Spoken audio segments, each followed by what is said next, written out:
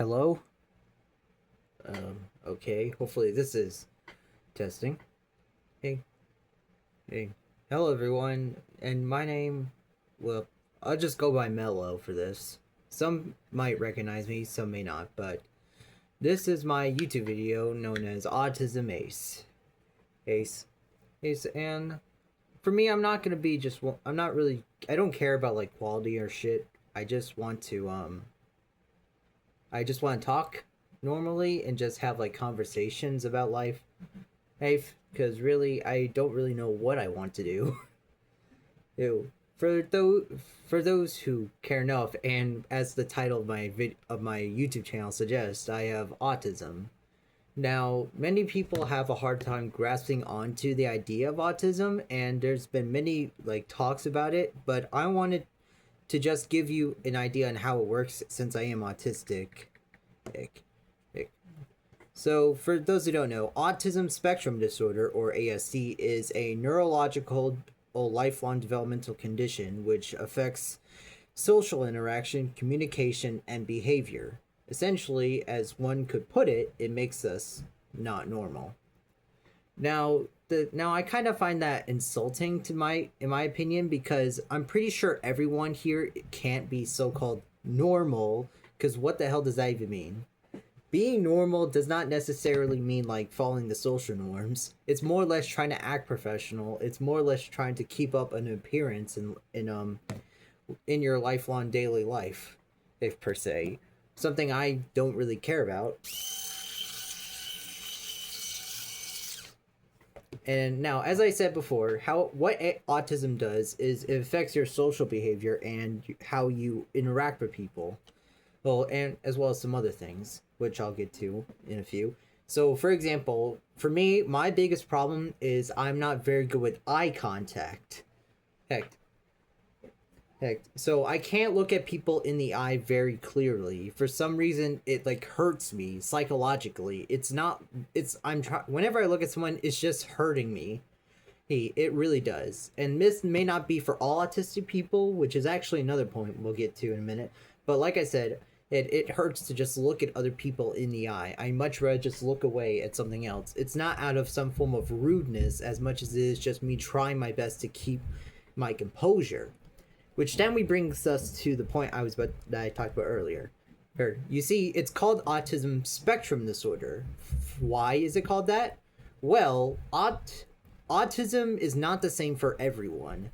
Autism is, as its name is in the name, spectrum. So everyone has their different levels of it.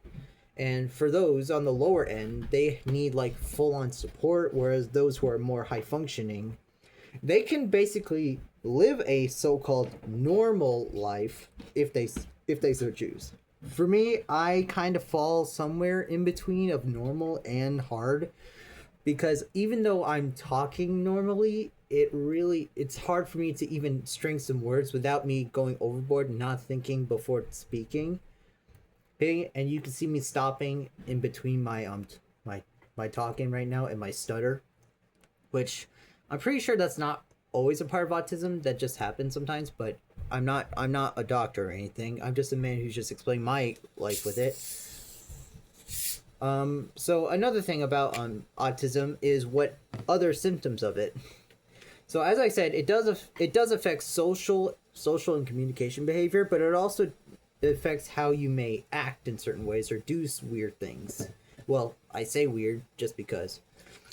For one of the biggest things that comes out of autism is like repetitive movement and unusual sensory responses.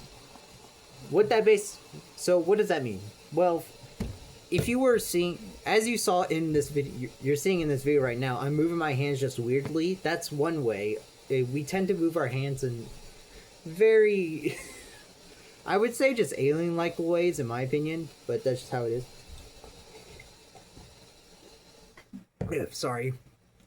Hey, we tend to move our bodies in weird ways, and we may, for me, I kind of do this sometimes, or just have my hands up like I'm just a cat or something ready to pounce, which is a little weird, but that's just how it is. Yes. Another one is unusual sensory responses. Now, here's the thing about us. Some of us can suffer from sensory overload, which for those who don't know what that is essentially where all of our senses are like overstimulated to a point where it may cause us to be in distress. For me, it's smell and sound. And the thing about me is that I have very sensitive ears to the point where certain things sound much louder to me than what other people are hearing. For example, one thing I hate hearing is like kids screaming, because for me it sounds like bombs are going off in my head like Nagasaki right now. Oh, not trying to be offensive, by the way. I'm just explaining it. It feels like bombs going off in my head. Now, I think there is like a condition that's not part of the autism. There's like exploding head syndrome, though I'm not sure what that means. I don't know. Oh, sadly, but I don't want to make any assumptions. But basically, that's what I'm hearing. And then, of course, there's like the other part, smell. I cannot stand certain types of smells. If I smell something really bad, I will cover my nose and or leave and cough. I am not gonna just hide my response. And sometimes it can cause problems because some people may think I'm rude when in reality it's just me not liking so-called smells like that. Oh, and not just that, another more or less my posture. Which actually brings us to another thing about me. My posture. I tend to just slouch forward most of the time. Like, I'm just, hold on. Like, as you can see, my head is at, I'm sorry, I'm not very good at it, but you can see how my neck is just down like this. It's hard. I'm usually not standing up like this because it actually kind of hurts me a little bit. Though I always had to stand up when I was in, my classes, like stand up straight for like, I don't know, the Pledge of Allegiance, which you don't have to like salute, I don't think. I don't know. I just don't pay attention. And now, what other things about autism?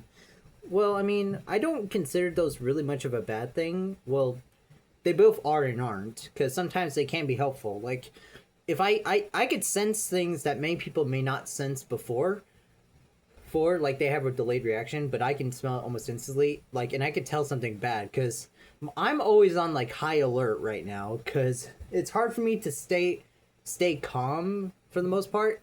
And I suffer from something called incongruent affect, which it's basically where you're feeling emotions but you're not showing it through your facial expression. So right now you may be seeing me just being all stoic, but I may be like being sorry, I'm in like distress, like full on. I am in distress. Yes, because my body's always on fight or flight, because I'm always like afraid of something happening that I want to try to prevent it. And I don't get a break from this. It's hard for me to just calm down or relax. Next, I'm always worrying about something gonna happen, because with autism, it's very costly. And with what's going on right now, I feel as though that I need to just act normal and be helpful to some degree, because I will say I am basically functionally useless. I am disabled technically. I could still speak. Like, you don't have, I don't know, being disabled doesn't mean you just be no, some of us just can't work very well for one reason or another. For me, it's because I'm not very good at social interaction, and of course for me, I need to be told specifically what to do. Like, hey, pick up this red box and put it over there with the red boxes that are stacked in the corner right there next to the blue boxes. You have to do that, and that can be very frustrating for people who are not on the spectrum, also known as neurotypicals. And it's not their fault. I don't want to blame them. More or less, if I wanted to blame them for something, it's more or less them not being full on understanding. Look, if I could choose not to be autistic, I would. But sadly, that's just how the cookie crumbles. I didn't choose to. And that's the thing about it. I know I don't want to like be a downer when it comes to autism. I don't want to put people down who also have it. But like for me, autism is a curse for me. Not just in the sense of those side effects, but also what it kind of did to me with my life. Like for me, I could definitely say I'm smart in some ways, but not smart in other ways. I'm no Einstein. And for me, I'm very knowledgeable of like things going on and being always on the alert and knowing when to like act. Sorry. I'm always on the alert for shit like this. It's so hard. Also, I'm really hoping that this doesn't get demonetized for those censors. I know this is not for kids. This is more or less my explanation and my experience with autism. And for me, I don't really see it as a good thing in my eyes. I'm not trying to bring other people down. There's like many other autistic people who will be inspiring and stuff, but for me, sometimes you just wish that you could be normal just so I could be on the same level as others. I have a hard time with social interaction. Really, the only people I've interacted with was my own family members, and I only have like 2 friends. And I had like a bunch of classmates, but like my definition of a friend is that it's someone that you have confirmed is your friend. Like they have to confirm it. And I say that because if I just walked up to a person I knew and I say, "Yeah, I'm their friend," and they say no, what do you do at that point? Like, that's just an awkward situation to be in. I'm so sorry for people who have done that before. And then, of course, by the way, this is kind of just a big, long rant. I understand I'm switching topics quickly. I'm sorry about that. And so just be aware that I am aware of this. I'm trying to just keep one subject at a time and then moving on. But yeah. I don't really want to end it on this bad note, so let's start with some positives of my autism. For one of the biggest things that came out of it was my focused interest. This and for the hold on, focused interest, I'm sorry, what is it called? Yeah. Or special interest, which made people kind of get confused with hyperfixation, which are completely different things, although they kind of have, I don't know. It's hard to explain, but basically special interest is that we may have a interest in one place, or we might be very knowledgeable in one place.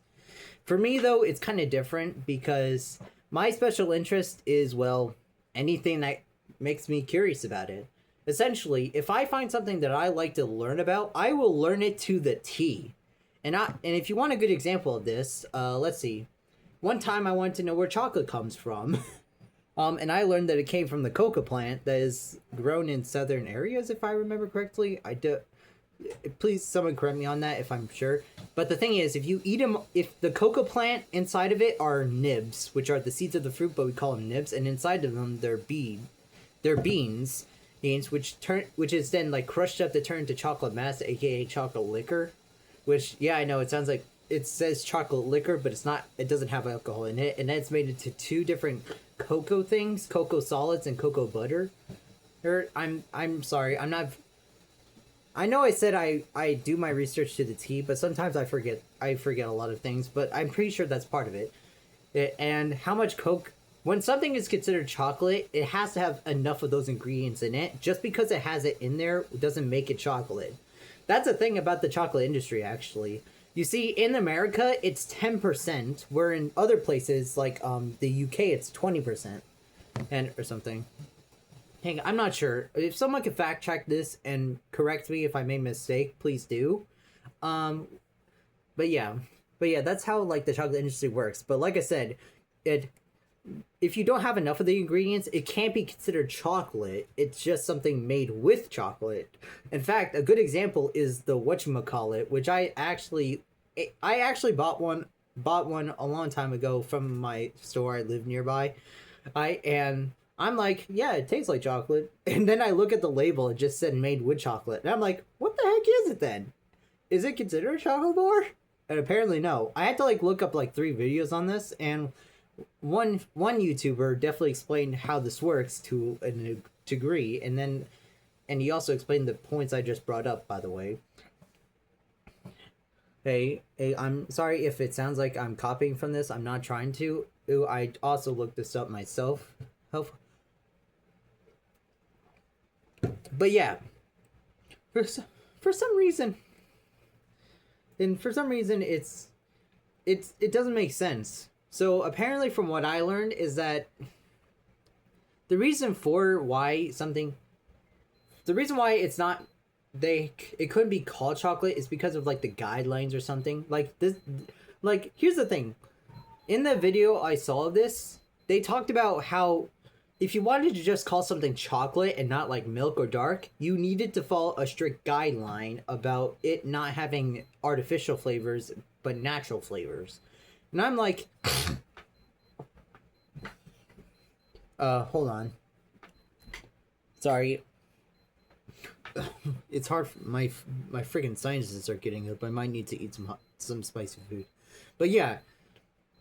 Yeah, basically you have to say no to artificial flavors and yes to natural flavors if you want to label something chocolate. And then of course have the enough of the ingredients of it.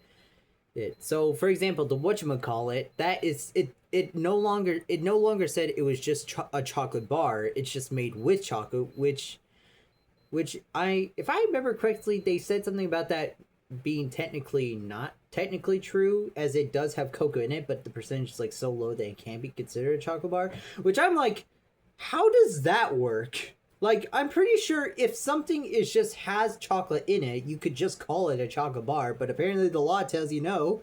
Oh, like you're telling me if I took a bunch of chocolate and then made it into like, I don't know, a block Hershey bar or something, you just can't call that chocolate? Like, I don't know. The laws get so weird because it's like it's just not needed, because if I'm just eating something that has chocolate in it, I'm just going to call it a chocolate bar regardless of how much cocoa in it. But hey, I don't make the rules. Also, sorry. Sorry for my drinking. I tend to lose. My freaking mouth is always all... I don't know. So yeah, that was my rant on just random things from autism to chocolate. I wanted to just start on a good note. I'm not sure if anyone's gonna watch this, but I could just care less. And I just want a place to just talk about stuff. I might even make just a second video at a different time, or maybe even the next day. I'm not sure. I just want to see what I'm doing here. Hopefully that this doesn't get like demonetized or like I don't know. Well, I mean, I'm not trying to make any money here. I'm just finding a place to just upload my feelings on things. So yeah. Sorry for that whole like dump of my own opinions and stuff, but really, I just want to be myself. And I could care less about the YouTube guidelines because for some of it, because YouTube was a place for almost everyone, not everyone, like bad people per se. But like, it's not just for kids. Also, that's the thing. They created a YouTube Kids. Why not just have that for the kids and just let YouTube be for us? Like, come on. You can't just make one place for one group and just say, yeah, they also have to follow the same rules. You have to follow the same rules as that one. I don't know.